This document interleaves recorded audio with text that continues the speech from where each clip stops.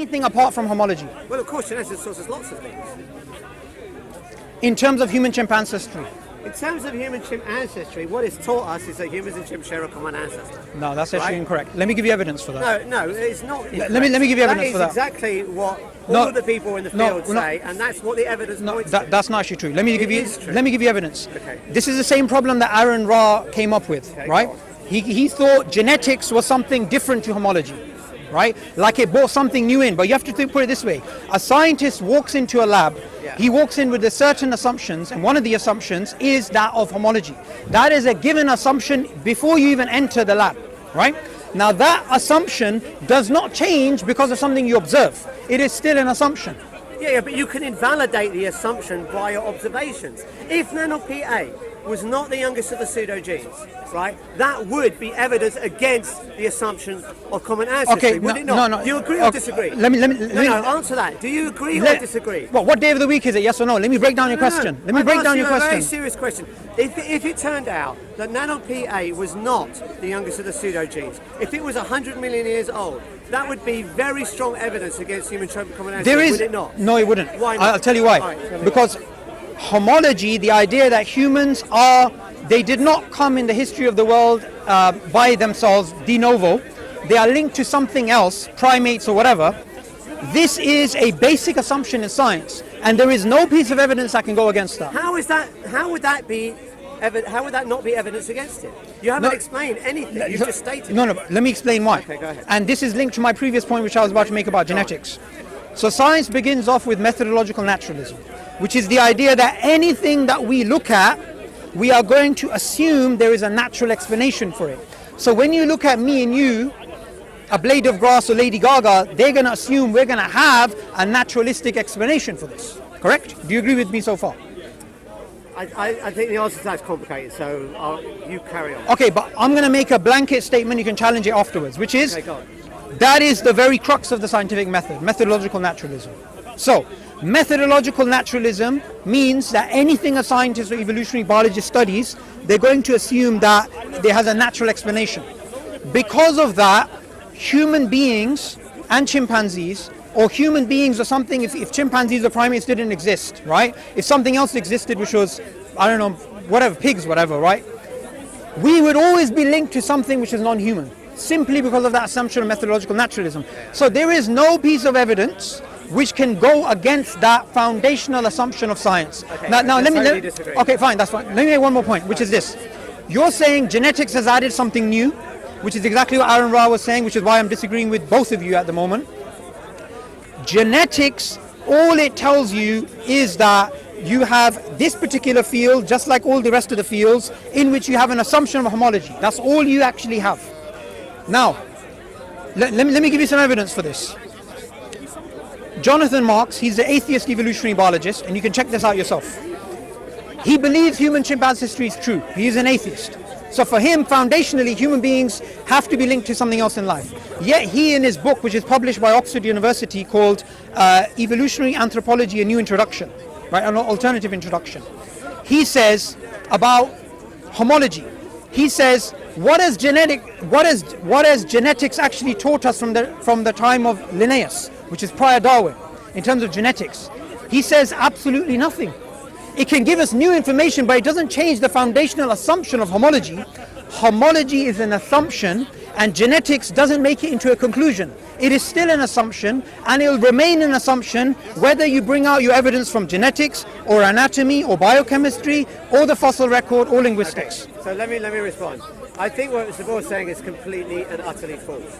We don't have to assume on naturalism that humans are related to chimps, and I'll explain why. Because there was a popular belief, goes back to the ancient Greeks, I think it was Anaxagoras that came up with it, and it was only disproved, actually same year I think as the origin, I think it was 1859, right, called spontaneous creation. Aristotle believed in this, okay, and it was popular up until the 19th century, where it was considered that species spontaneously were created, out of non-living matter. Right? So on that, now that can be a perfectly naturalistic scenario, okay? You don't have to believe in God to believe in separate creation. You could have a naturalistic separate creation for all the different species. Okay? So there's nothing at all about naturalism that forces you into a conclusion that humans and chimps have to be related. They don't have to be related. Okay, what? Hang on, let me finish. Sure, sure. They don't have to be related based off of naturalism. Okay? Okay. So naturalism doesn't force you into that conclusion. Sure. But what forces you into the conclusion is the evidence. Okay?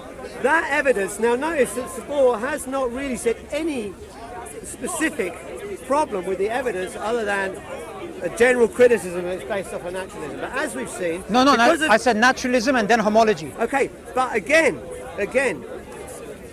you don't have to assume from the outset. You can do a test. The test will tell you.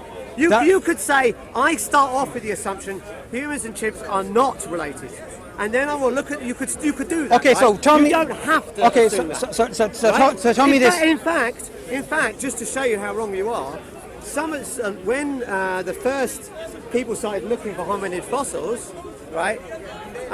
They didn't necessarily assume it was with chimps.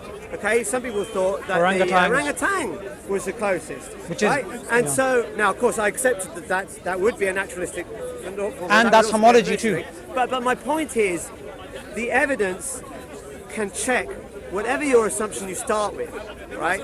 The evidence can then update what you start with, right? So the evidence could contradict your belief that humans and chimps share a common ancestry. Sure. You made 2-3 points. I need to address them now. Okay. So you admit that it does start off with an assumption. Okay. What I'm saying previously you didn't do that. No. Okay. What I'm saying is you don't have to start with any assumption. That's fine, but you just admitted right now that you do start with an assumption of homology. Okay. When you say you, what do you mean by you? As an evolutionary biologist or a naturalist or somebody that's looking at this, you start off with the assumption of homology. Okay. If you're an evolutionary biologist, then you will believe in homology. Fantastic. However, and would you start off with it? Would you start off with it? If you start, it depends what you mean, right? Okay. Let me finish. Let me answer that point.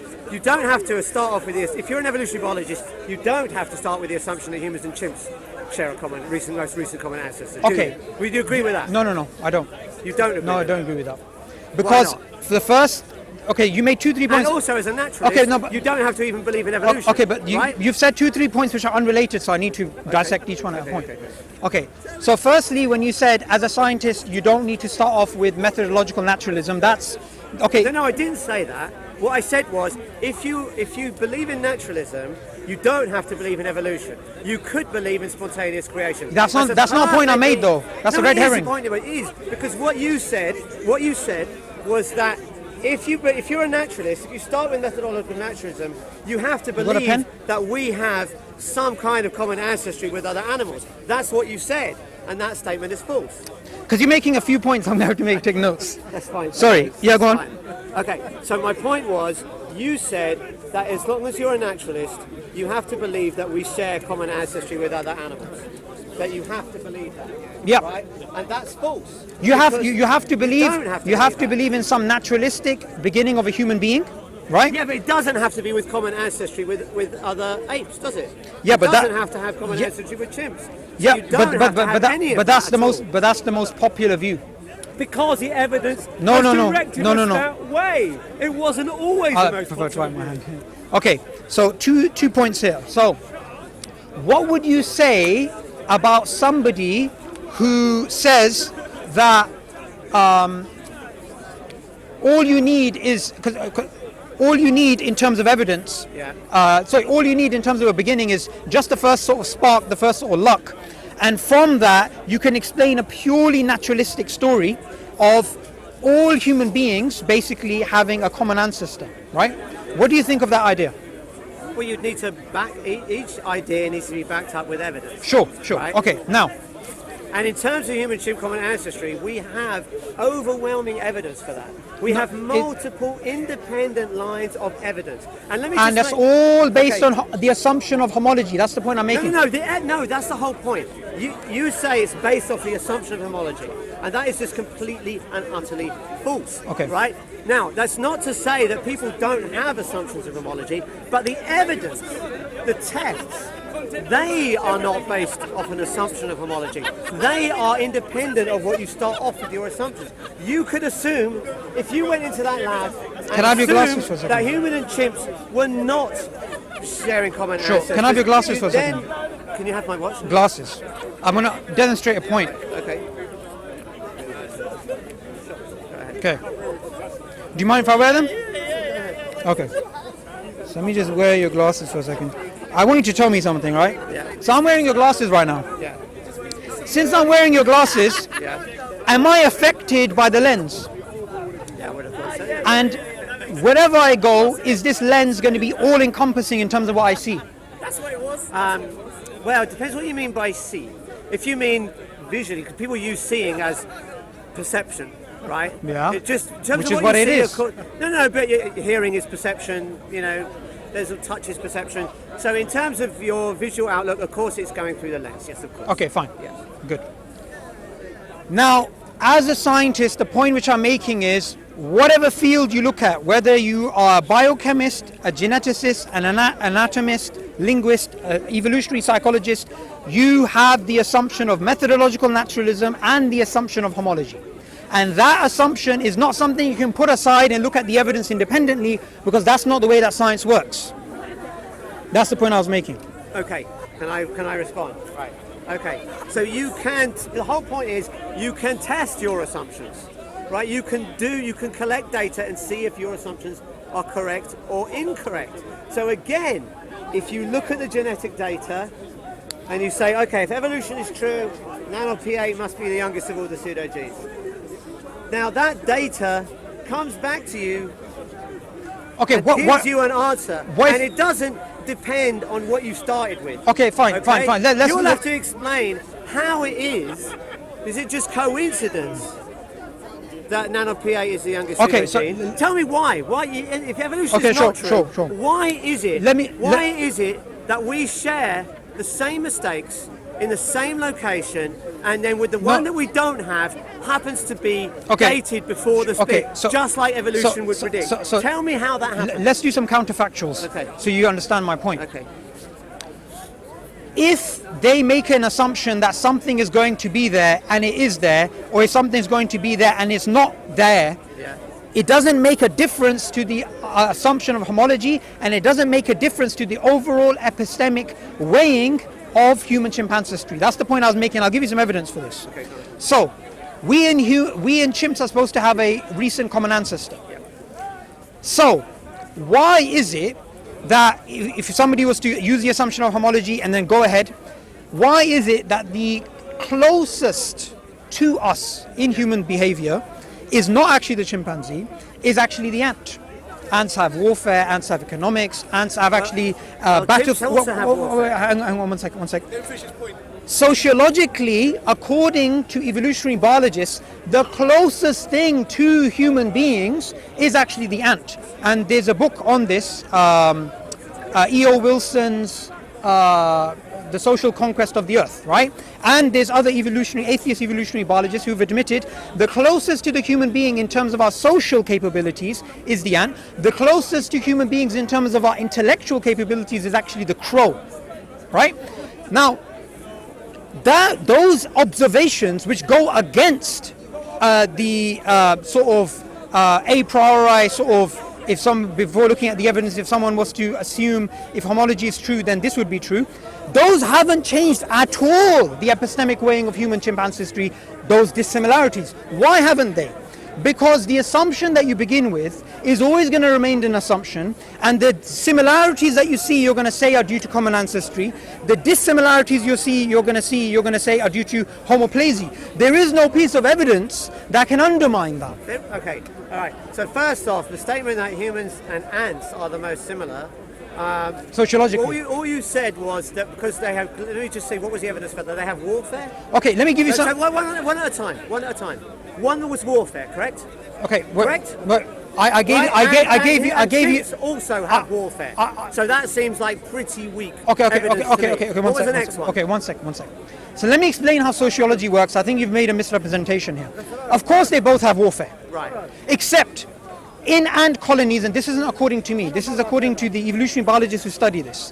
in ant colonies, you have massive warfare where millions of ants go out and they fight.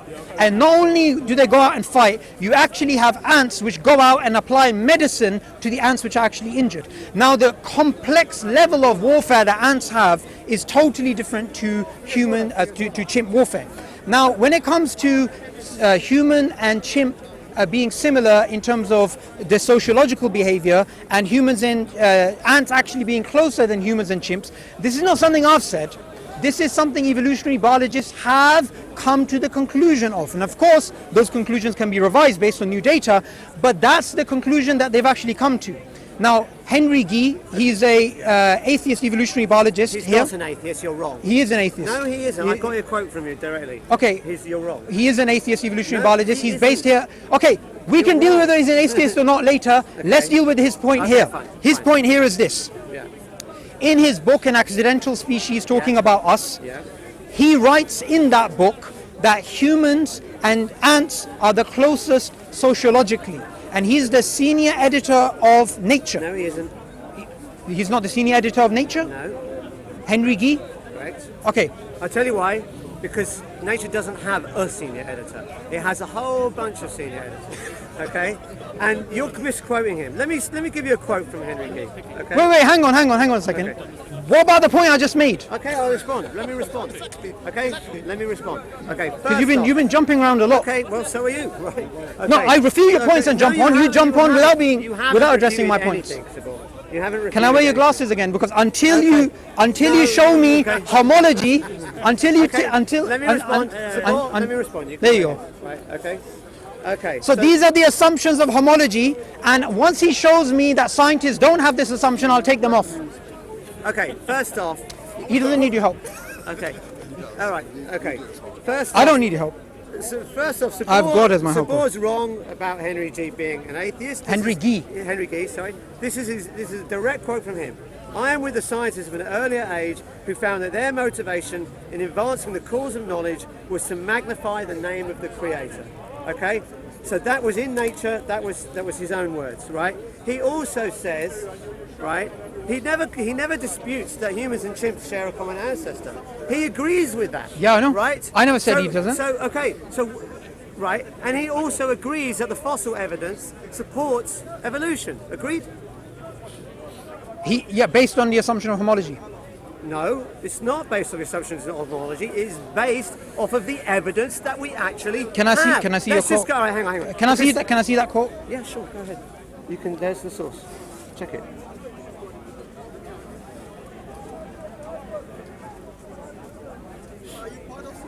Doesn't necessarily prove he was a theist. No, agreed. It was 1 point at a time, right? 1 point at a In time. another place, he said he's an atheist. Well, that's what I have. I mean, and that is not clear. That's not clear. Give me your quote that says he's an atheist. Well, I don't have it with me right now. Well, but listen, that is why. Well, you want me to memorize every single person and why they're an What I atheist? suggested, the debate that we had. Yeah. What I suggested, the debate we did initially, was that we would swap our statements ahead of time, because then we can check who's misquoting and who's not. Okay, but him being an and atheist. You didn't want to do that. Wait, hang on a second. You didn't want to do that because you said it would be boring. Wait, hang on. Well, Phil, look. Whether Henry Gee is an atheist or he's not an atheist, okay, how on earth does that change our conversation? No, I'm just saying. No, agree. I'm coming to the next point. Right. The point is. You need to address these glasses. Okay. Henry Gee, right, agrees that humans and chimps share a common ancestor. He agrees that the fossil based on homology. No, where does he say it's based off homology? He says it's based off of the evidence. If you look at Henry Gee and all of evolutionary biologists, including philosophers of biology, they all have said the same thing, which is that we have the assumption of homology in our field. And this isn't just about one guy said this or another guy said this. Look, I want you to tell me something, right? If there is a book which is published by, say, a reputable publisher, which has an atheist philosopher of science or an atheist evolutionary biologist who says a particular thing, and then you come here and you say something else different, then should I go with what I have in front of me or should I go with what you have? You should go